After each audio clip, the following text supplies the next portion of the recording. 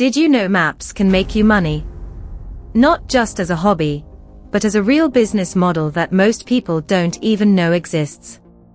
Geospatial data, satellite imagery, maps, location intelligence, is no longer just for scientists.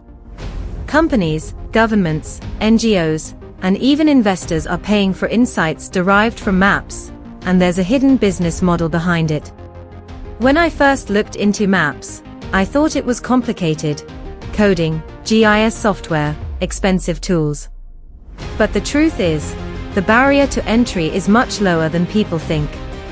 Today, with free satellite data and tools like Google Earth Engine or QGIS, you can create insights that people are willing to pay for. Businesses and governments need maps to make decisions. Where is deforestation happening? Where will flooding occur? Which neighborhoods are overheating? You don't sell maps, you sell decision-making power. Farmers and agribusinesses need to track crop health, irrigation, and yield predictions. With geospatial insights, you can help them identify stressed areas, optimize resources, and make planting decisions. Finally, freelancing. You can offer mapping, analysis, or geospatial consulting online. Clients pay for insights on location, land, climate, or urban development, without needing to know how you created them. Here's how you can start today. 1. Pick a niche: urban planning, agriculture, environmental monitoring.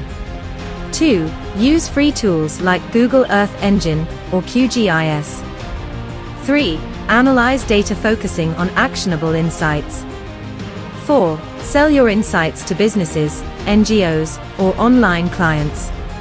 The secret is not the maps, it's the decision-making insights you deliver. People are already making money this way, sometimes hundreds to thousands of dollars per project.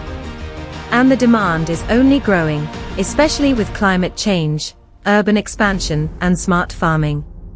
If you want a step-by-step guide to turn maps into money, hit that subscribe button and comment "Start" below.